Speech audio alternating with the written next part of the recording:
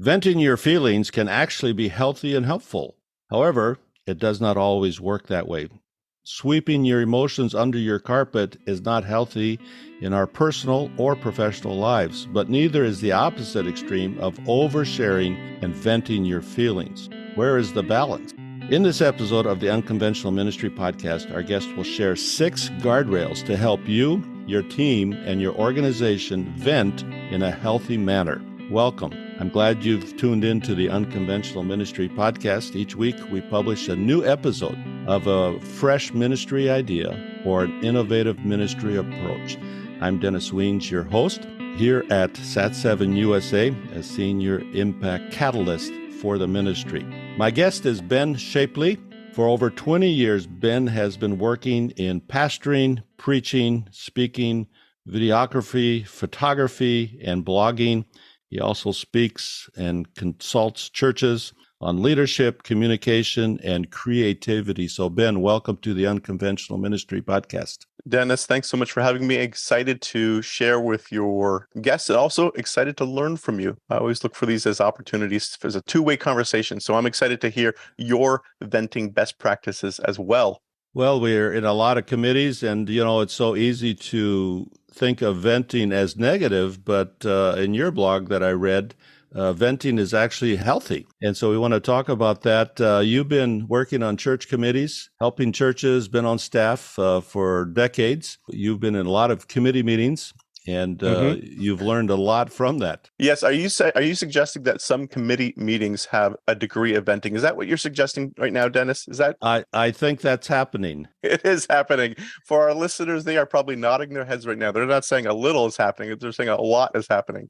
And when it comes to that venting, I think we've all seen the extremes, right? The two extremes. One extreme, somebody doesn't vent at all.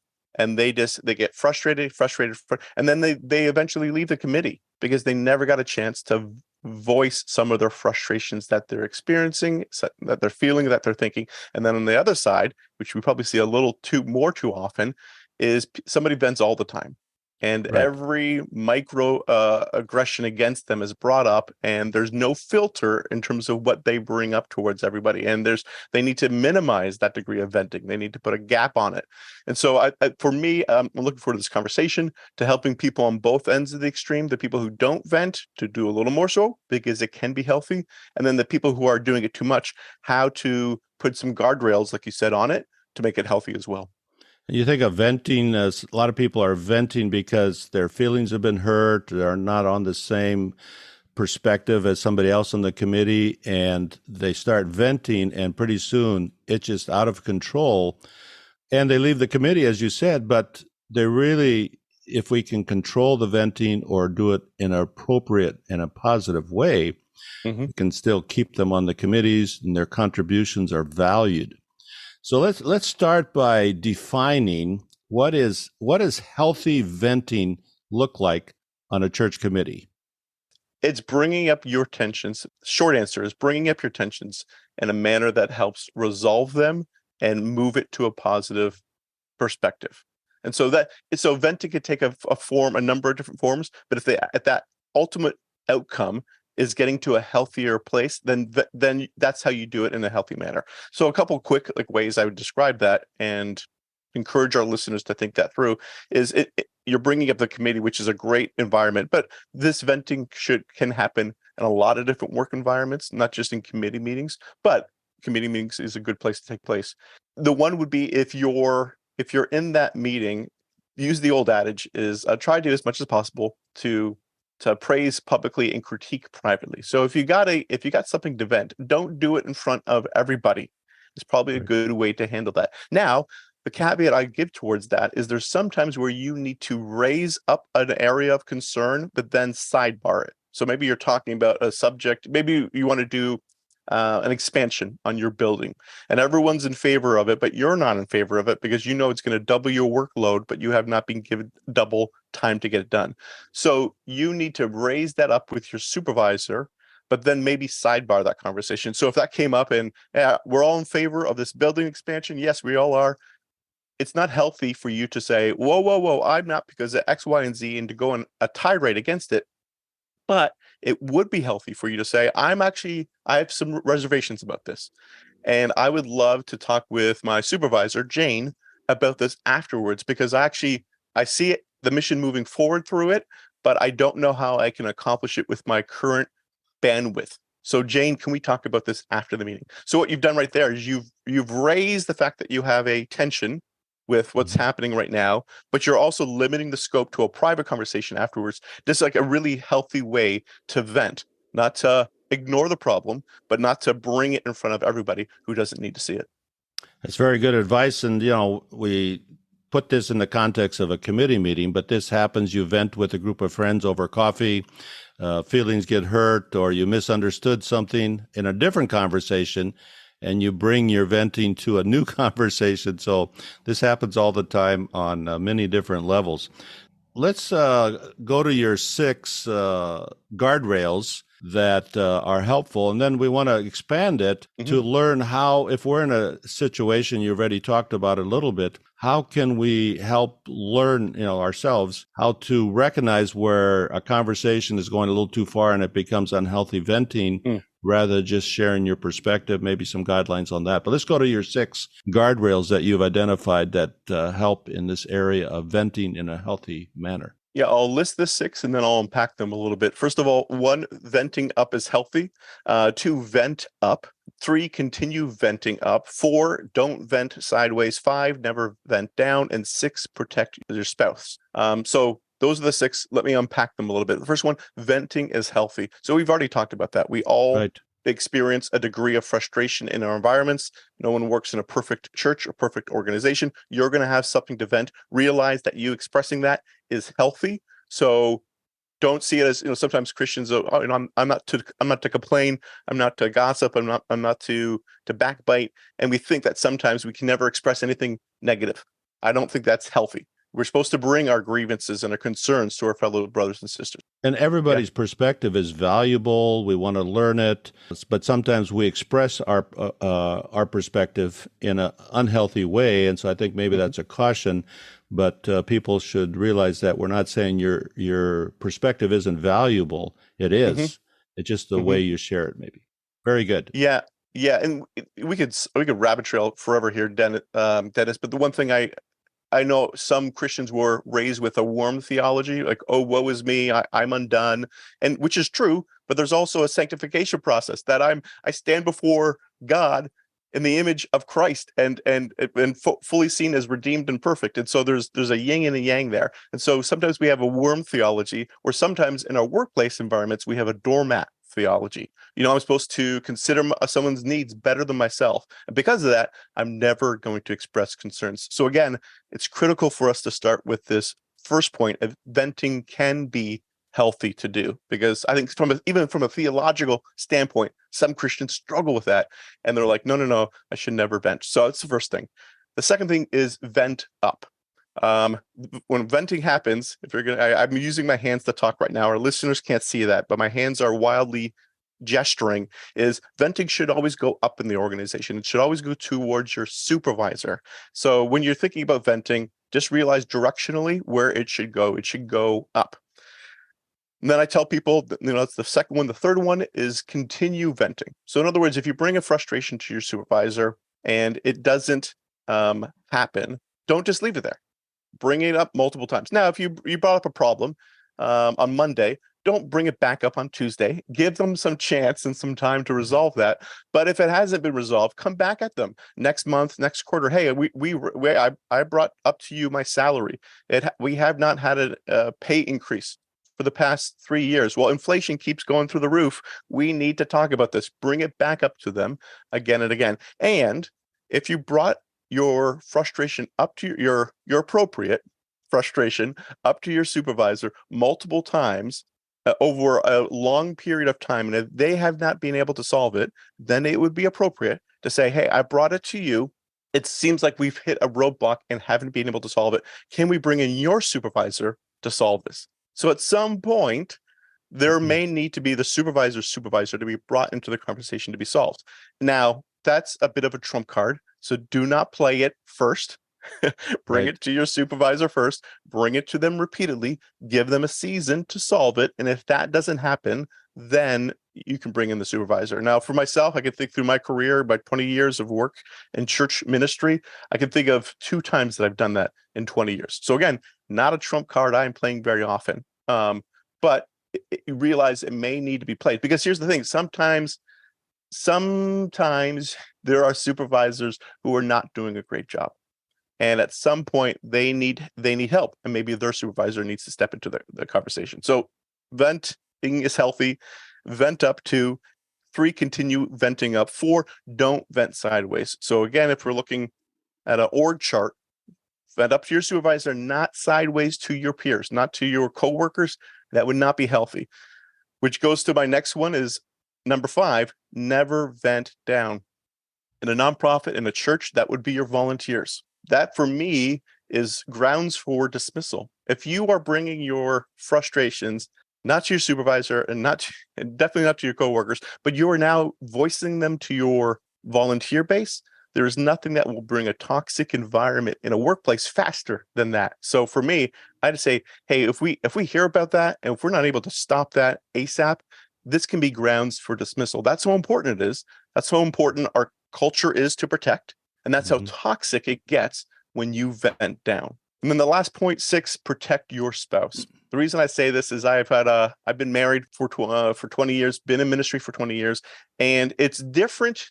When we first started working, I was when we were first married, I was working for a television station as a producer and a reporter. And I was able to bring in my baggage from that and talk about my boss. And that did not negatively impact my wife's spiritual home. But when I started working for a church and I started bringing in my work frustrations, it now dovetailed and leaked into her perception and her experience of a spiritual home.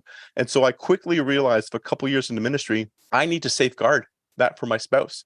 And I Right. can't bring in the same degree of frustrations I had in my secular job into my sacred job. And I need to stop sharing some of what I used to share. So there's a degree of, if you are married and if you are in ministry, you cannot treat it like a normal job. If you do, it will compromise their spiritual home, and you need to safeguard that for yourself, for yourself, and for your spouse. Very good, and I appreciate that perspective to use these guardrails. But say you get into a meeting and there is venting down. What should a person do? How do you approach that to make sure it doesn't go toxic in the organization? So, what are some tips that we can use to prevent toxicity when the venting goes down rather than goes up? One is to keep your radars up for it as a leader, as someone who's facilitating that conversation. If you're managing that, or even if you're participating in it, it is just to put a quick pause on that. There's been multiple times where I'll be leading a meeting and some of that starts to bubble up. And again, there's a healthy degree and there's an unhealthy degree, and part of that is you're trying to figure out and be sensitive to when it kind of crosses that line, Right. and you're trying to feel at the moment. But when it does, I will say, hey, that's a great point. Thank you for validating their frustration. But then sidebarring it, probably one of my favorite words in a meeting is sidebar. That isn't necessarily a conversation for all of us. So I'm grateful that you brought it up, but I want you to continue it, not here, but over there after the meeting. So please do that and then report back to us how it was solved. Most of us, we have a hard time handling difficult news or criticism, even more so in a public environment. So minimize that difficulty for people and say, hey, have that as a one-on-one afterwards and go from there. So as a supervisor, as a manager, as a leader, when you are leading those meetings, you need to have your antennas up to listen for that and see when it crosses the line, and then to shift it over and to lead that meeting by saying, that's not the appropriate thing right now. Do it afterwards. But even as a participant, you can do that as well. Maybe you're receiving the criticism. Hey, thanks. Can we talk about this afterwards? And so there's multiple people who can help sidebar that conversation. And then the other thing I'd encourage in terms of meeting culture, committee culture, health towards that, as a leader, lead by example and express and demonstrate when you have sidestepped. What I mean by this is, I have an example, and I'm not going to pull in the people who are in relationship to it, but I clearly remember about 10 years ago, I was in a meeting and my venting went above and beyond, and it crossed that threshold from health to unhealth. And it was in front of a room full of people, and I was targeting one person in particular. And afterwards, the Spirit convicted me, and I was like, man, I stepped out of line. And I went to them and I apologized. And it was like, what I was saying was inappropriate. I was not treating you with the dignity that God has given you. Would you forgive me? And we worked it out, and it was beautiful. And I was like, that's great. And then the Holy Spirit convicted me again. The Holy Spirit was like, hey, man, I'm glad you worked it out with that person on the side, but guess what? Everyone saw you verbally talk down to them. Everyone saw you bring them down. Everyone needs to see you bring them back up. And so in the next meeting, before we started, hey, really quick, I just want to let everybody know what I did last time was inappropriate. Me and this person got a chance to talk it through. I apologized. They forgave me. I'm not bringing you into the details of that description, other than for you to know what I did was not right, and it has been resolved. And you need to know that because you saw it. You saw the problem. You need to be aware that the solution has happened. Again, we're not doing that song and dance in front of all of you. That would not be appropriate, but you need to know it happened. And that reset the culture so quickly by them seeing that their leader was able to acknowledge that in front of everyone, that they vented in an unhealthy manner and that they resolved it. So for the leaders who are out there who are saying, I've messed up, or I feel like I chronically mess up, reset the culture by talking to your staff and letting them know that you did mess up and then it has been resolved. That will help them, and it also help you. It'll keep you accountable by you saying that's inappropriate, and I'm holding myself accountable. And by default, I'm giving more people permission to hold me accountable when I cross that imaginary line from health to unhealth when it comes to venting. That's a great example. And I think a lot of people, maybe leaders, end up venting frustration or their perspective, or they get into these kind of default situations that are unhealthy and expressing themselves. And so it's great to have the maturity to go back and correct it. But as you said, you corrected it with that individual, but you needed to correct it with everybody that heard it and saw it, observed it. And so that's a great example, a great lesson, a learning lesson for all of our podcast listeners. I think venting in a negative, unhealthy way, it's almost like a default for so many people. What can you do, and you've already alluded to it some, what can an individual do in a room of people where venting starts, or even in a conversation with 4 or 5 people? You see venting, what's some advice for people that recognize it, and maybe how do they step in and kind of turn it into a learning experience? Great question. For myself, I imagine that the person's in the room with us. So if we're venting about somebody who's not there, would I talk about them in the same manner that I would with them here? And it's not like if they were here, it's not like, I wouldn't talk about them and what happened, but the way in which I talk about them is completely different if I imagine them in the room with me. It treats them with honor, treats them with dignity, treats them with truth, it treats them all the ways in which Christ would treat them. Right. It doesn't pretend that the problem doesn't exist and we're going to ignore it. Hey, Jane, we dropped the ball here. There was a gap. How do we fix this problem? So talk about them as though they are in the room, and then to the same degree as other people are talking about somebody, that helps me as well. When I'm in a conversation one-on-one about somebody else and they're talking about somebody else, the first thing I say, and it feels like we're moving to that unhealthy way as they vent, I say, could you talk about them as though they're with us? Speak about them, and imagine they're with us. So I encourage them through that model as well, and it quickly resets them to thinking, how do I treat them with dignity while addressing the issue and not ignoring it? So those are some quick ways that I keep my antennas up for my own self, and then try to lead other people to that degree, to that end as well. That's great advice, and thank you for sharing that. And I read about this blog post about venting in a healthy way, and it intrigued me. And I've learned a lot myself. You do a blog, you address many different topics. How can our podcast listeners read more about your blog? That is, they can go to benstapley.com/blog. They can find out more information there. I'd love for them to check that out and find out more great resources. And I'll put that in the podcast notes so you have a hyperlink to his blog platform. So, Ben, this has been intriguing, and I encourage our podcast listeners to think about your venting and turn it into something healthy. not vent down, as Ben has reminded us. Keep the conversations healthy. Express your opinion. It's valuable, it's needed, but just be careful that it doesn't go sideways or go down. Again, Ben, thank you for joining the Unconventional Ministry Podcast. Thanks for having me, Dennis. This is the Unconventional Ministry Podcast. If you've enjoyed this conversation, please share it with your friends and leave a comment. Sat7 is a Middle East and North Africa broadcast media ministry making God's love visible and the gospel available to everyone in the Middle East and North Africa. Sat7 USA has resources in helping you honor God while protecting your family. You can avoid another regret, which is the failure of not creating an estate plan. Through a partnership with Financial Planning Ministry, Sat7 USA provides Christian experts to assist you in preparing your will or trust, all at no financial cost to you. Visit www.sat7usa.org and click on the tab Planned Giving for more information. Sat7 simplifies the process and makes it easy for you so that your family and friends don't have to bear the burden and regret of your failure to create an estate plan. Thank you again for joining this episode of the Unconventional Ministry Podcast.